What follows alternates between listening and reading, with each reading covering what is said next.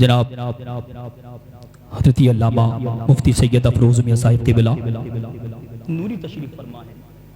آپ حضرات اپنے ماتھے کی نگاہوں سے دیکھ رہے ہیں. اب ایک بات میں آپ سے کہہ دوں، قریب آ جائیں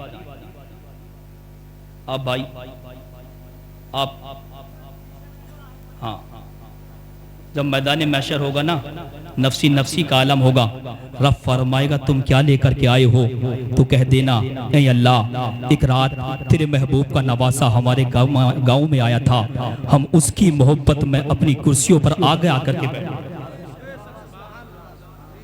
آ جائیے گا بھائی بڑی سنجیدگی کے ساتھ اور دل جمی کے ساتھ، ادب و احترام کے ساتھ.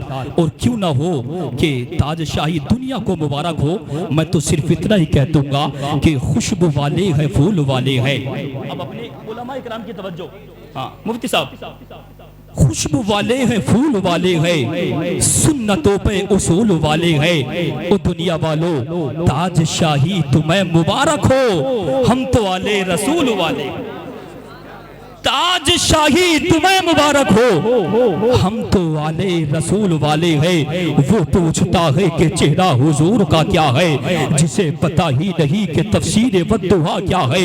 حلال خون ہو جس میں وہی تو سمجھے گا کہ جشن محفل میلاد مصطفیٰ کیا ہے. سبحان اللہ بول دے پیچھے تک. اور سید صاحب تشریف فرمائے، ابھی نہیں جانا کوئی بھی. جب گفتگو مکمل ہو جائے گی دعا کریں مولا ہم سب کو عمل کی توفیق عطا فرما.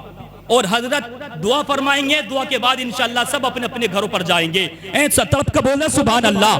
وہ پوچھتا ہے کہ چہرہ حضور کا کیا ہے، جسے پتہ ہی نہیں کہ تفسیر والدعا کیا ہے. حلال خون ہو جس میں وہی تو سمجھے گا کہ جشن محفل میلاد مصطفیٰ کیا ہے. اور شعر سنے اور نبی کے نواسوں کی تعریف سنو اور اپنی قسمتوں پر ناز کرو کہ حلال خون ہو جس میں وہی تو سمجھے گا کہ جشن محفل میلاد مصطفیٰ کیا ہے. اور اٹھا کے کاندھے پہ ڈولی کو اعلیٰ حضرت نے بتا دیا ہے کہ سید کا مرتبہ کیا ہے. کہ اٹھا کے ڈولی پہ کاندھے پہ ڈولی کو اعلیٰ حضرت نے بتا دیا ہے کہ سید کا مرتبہ کیا ہے. اب ایک شعر اپنے علماء اکرام کی خاص کر توجہ اور دیکھنا چاہتا ہوں حضور تاج الشریعت سے ہم اور آپ کتنی محبت کرتے ہیں. بصیرت ہو تو ایک یہ بھی تماشا دیکھتے جاؤ، ستاروں آؤ طیبہ کا اجالا دیکھتے جاؤ. بصیرت ہو تو ایک یہ بھی تماشا دیکھتے جاؤ، ستاروں آؤ طیبہ کا اجالا دیکھتے جاؤ. فلک کا چاند کہتا ہے مجھے اگر دیکھنا چاہو، محبت سے رخ تاج الشریعت، محبت سے رخ تاج الشریعت دیکھتے جاؤ. لیجیے حضرات بہت تیزی کے ساتھ آپ حضرات کی سماتوں کے حوالے. ماشاءاللہ سبحان اللہ، اللہ سلامت رکھے اور ہمارے مفتی صاحب کی عمر میں بے پناہ برکتی عطا فرمائے. اور میں دعا کرتا ہوں مفتی صاحب یہ ہمارے بستی والے ہیں، ان کے لیے خاص کر دعا کرنا مولا ان کو جملہ برائیوں سے محفوظ فرمائے. ہاں اور مفتی صاحب جب اللہ سید صاحب دعا فرما دیں گے تو میرا ایمان ہے ہماری اور آپ کی قسمت کا ستارہ ضرور چمک جائے گا. طرف کے بولے سبحان اللہ. کیوں مانگا خدا سے جب بھی انہوں نے اٹھا کے ہاتھ، خالی نہ آئے لوٹ کے پھر مصطفیٰ کے ہاتھ.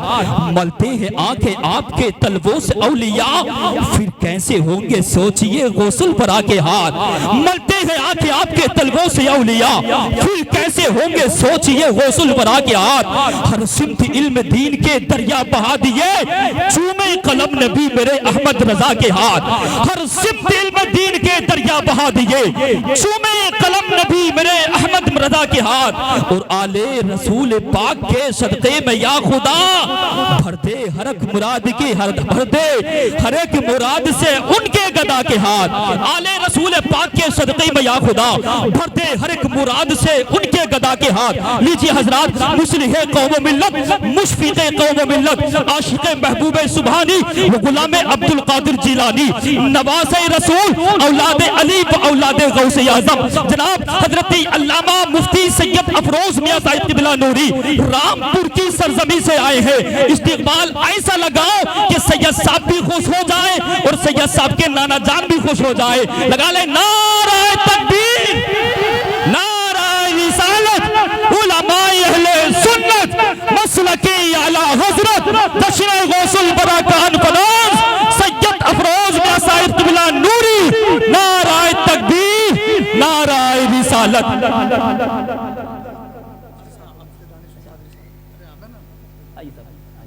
کوئی نہیں، ہمارے مفتی دانش القادری صاحب قبلہ ہمارے مہمان ہیں اور اللہ سلامت رکھے۔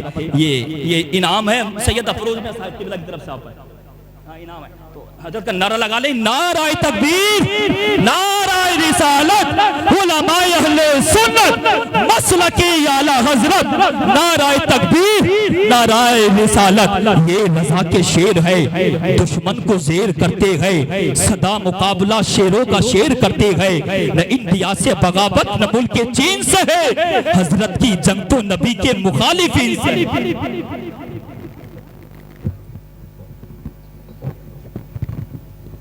السلام علیکم ورحمۃ اللہ تعالی وبرکاتہ۔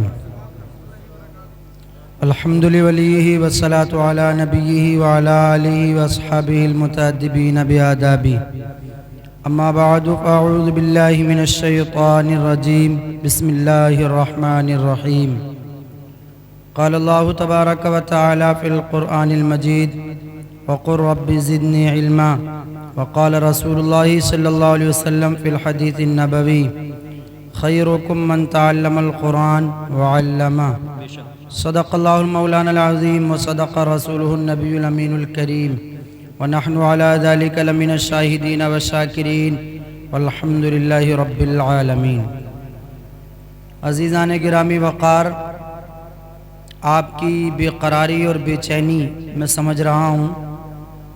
حضرت مفتی سید محمد افروز میاں صاحب کے بیان کے لیے ہیں، اور میں صرف ایک حائل ہو گیا ہوں حضرت کے حکم سے ہی، ورنہ نہ تو میں خطیب ہوں اور نہ خطابت میرا انداز ہے، خطیبانہ میرا انداز ہے۔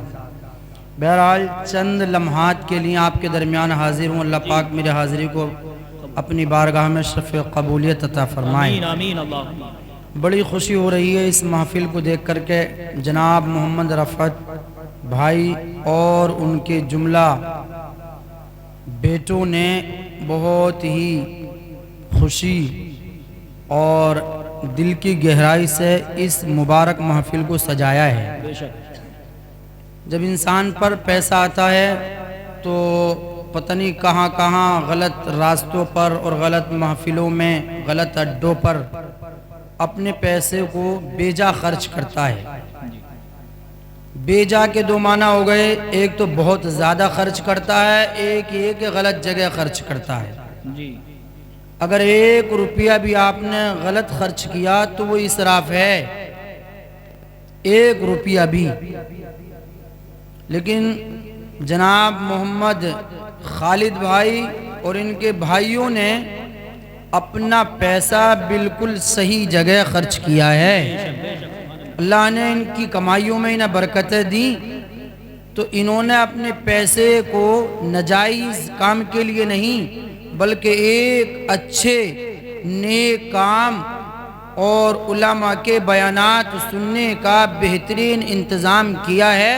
اور ماشاءاللہ آپ نے وہ کام کیا کہ آپ اپنے آرام کو چھوڑ کر کے اس مبارک اور مسعود محفل میں سننے کے واسطے حاضر ہو گئے۔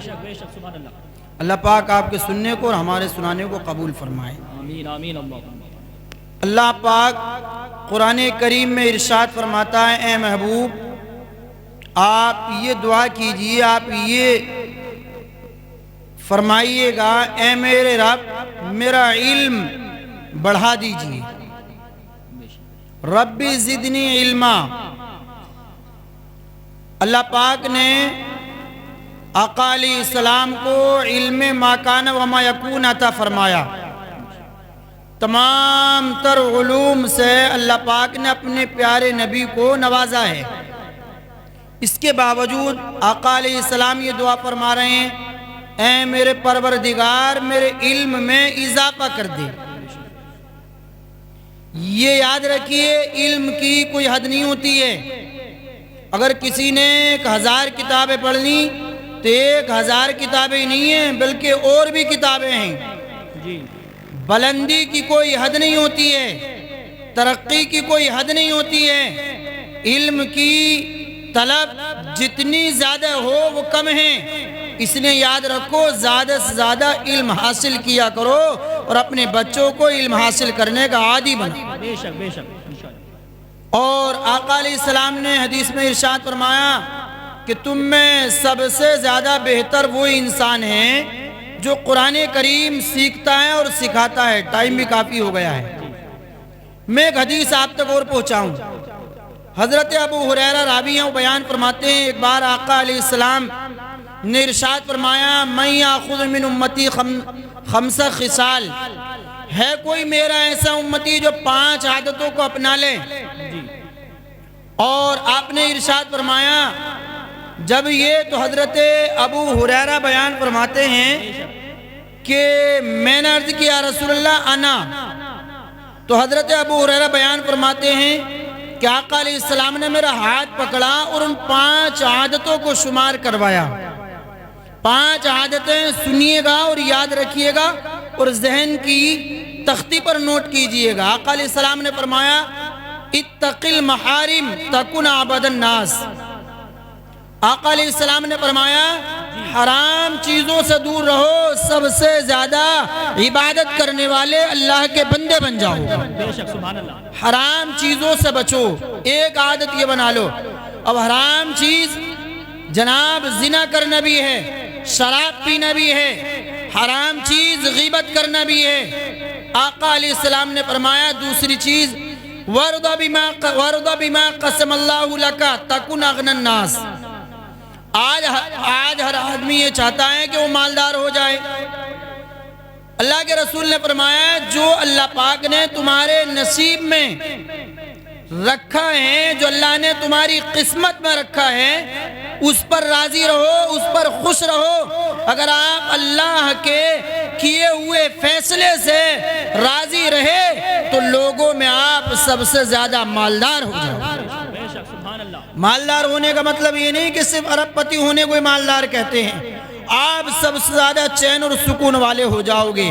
اگر اللہ نے مال دیا ہے تو خوش رہو، اللہ نے اگر مال نہیں دیا ہے تو خوش رہو۔ اللہ نے جو تمہارے نصیب میں مقدر فرما دیا ہے، آقا علیہ السلام نے فرمایا وَرْضَ بِمَا قَسَمَ اللَّهُ لَكَ تَكُنْ أَغْنَى النَّاسِ، جو اللہ نے تمہاری قسمت میں تحریر فرما دیا ہے ان ساری چیزوں سے راضی رہو، تم لوگوں میں سب سے زیادہ مالدار ہو جاؤ۔ بے شک سبحان اللہ۔ 2 عادتیں ہو گئیں۔ تیسری عادت نبی ارشاد فرماتے ہیں احب للناس ما تحب لنفسک تکن مومنا، جو آپ اپنے لیے پسند کرتے ہو لوگوں کے لیے آپ وہ پسند کرو۔ اپنے لیے چین پسند کرتے ہو لوگوں کے لیے چین پسند کرو۔ اپنے لیے اچھا مکان پسند کرتے ہو لوگوں کے لیے اچھا مکان پسند کرو۔ اور اپنے لیے اچھا کاروبار، اچھی تجارت، اچھا مشغلہ، یہ ساری چیزیں چین و سکون کی آپ اپنے لیے پسند کرتے ہو۔ آقا علیہ السلام فرماتے ہیں یہ ساری چیزیں آپ لوگوں کے لیے پسند کرو، آپ ایک با ایمان انسان بن جاؤ گے، ایمان والے انسان بن جاؤ گے۔ اور آقا علیہ السلام نے فرمایا احسن الی جارک تکن مسلمہ، اپنے پڑوسی کے ساتھ حسن سلوک کرو، اچھا برتاؤ کرو، اسے تکلیف نہ پہنچاؤ۔ ایک پڑوسی تمہارا ایک اچھا سہارا ہے، دنیا کے اندر بھی اچھا سہارا ہے۔ اگر پڑوسی سے جناب بات بگڑی نہ ہوتی ہے تو کوئی حملہ آسانی سے کرتا نہیں ہے، اور اگر آپ نے اس پڑوسی کے حقوق کو ادا کیا تو کل قیامت کے دن تمہارا حال جو ہے عزت داروں کے ساتھ اور جنتیوں کے ساتھ ہو۔ بے شک بے شک۔ اور آقا علیہ السلام نے آخر میں ارشاد فرمایا لا تکثر الضحک فإن الضحک یمیت القلب۔ آقا علیہ السلام ارشاد فرماتے ہیں زیادہ نہ ہنسا کیا کرو، زیادہ ہنسنا دل کو مردہ کر دیتا ہے۔ اور یاد رکھو جس انسان کا دل مردہ ہو جاتا ہے اس کے دل پر نہ تو کسی واعظ کی پند و نصیحت واعظ و نصیحت اثر کرتی ہے، نہ کسی مقرر کی تقریر اثر کرتی ہے، نہ کسی مبلغ کا بیان اثر کرتا ہے۔ اس لیے یاد رکھو زیادہ ہنس کر کے اپنے دل کو مردہ نہ کرو۔ اگر آپ نے اپنے دل کو مردہ کر لیا تو ایک دوسری حدیث میں آقا علیہ السلام نے ارشاد فرمایا ہے کہ جسم کے اندر ایک لوتھڑا ہے گوشت کا، اگر وہ صحیح و سالم ہے پورا جسم صحیح و سالم ہے، اور اگر وہ خراب ہے پورا جسم خراب ہے۔ آقا نے فرمایا الا وہی القلب، وہ ارشاد فرمایا لوگوں سنو خبردار ہو جاؤ، وہ جسم کے اندر گوشت کا لوتھڑا قلب ہے، اگر دل صحیح ہے تو پورا جسم صحیح ہے، اگر دل صحیح ہے انسان کا سارے اعمال انسان کے سب صحیح ہیں، اور اگر دل خراب ہے تو انسان کا مستقبل ہی خراب ہو جاتا ہے۔ اس لیے یاد رکھو حرام چیزوں سے بچو، پڑوسی کے ساتھ اچھا سلوک کرو، اور زیادہ نہ ہنسا کرو، اور جو باتیں آپ کو بتائیں علماء ان پر عمل کرو، اپنی زندگی کو سنوارو۔ اور آخر میں یہ کہوں گا کوئی بچہ گھر کا تمہارا ایسا نہ رہے اب تک جو ہوا سو ہوا جسے قرآن کریم کا صحیح ناظرہ نہ آتا ہو اور اردو نہ آتی ہو۔ عالم بناؤ بہت اچھی بات ہے، حافظ بنا لو بہت اچھی بات ہے، اگر یہ نہ کر سکو تو آپ کم سے کم اپنے بچے کو قرآن کا صحیح ناظرہ پڑھا لو، اور جناب اردو پڑھا لو۔ آپ چونکہ مسلمان ہو، اردو مسلمانوں کی زبان مشہور ہے، مگر 2% بھی لوگ اردو پڑھے ہوئے نہیں ہیں اگر عالم و حافظوں کو چھوڑ دیا جائے۔ اس لیے ان جلسوں کو کرتے ہو آپ صرف اس لیے نہیں کہ تفریح تباہ ہو جائے، طبیعت کو خوشی مل جائے، کہ ہمارا مزاج جناب اچھا ہو جائے، بلکہ اس لیے کرتے ہو کہ آپ کو سن کر کے اپنی زندگی بدلنے کا ایک موقع مل جائے۔ یہ موقع ملا ہے، زندگی کو بدلو۔ جس کی زندگی میں تبدیلی آ گئی انشاءاللہ نسلوں میں تبدیلی آ جائے گی۔ تعلیم عام کرو، گھر گھر تعلیم پہنچانا ہمارا مشن ہے، ہم نے آپ تک اپنی بات پہنچا دی۔ اللہ پاک کی بارگاہ میں دعا ہے کہ ہم سب کو سننے سنانے سے زیادہ عمل کرنے کی توفیق عطا فرمائے۔ السلام علیکم۔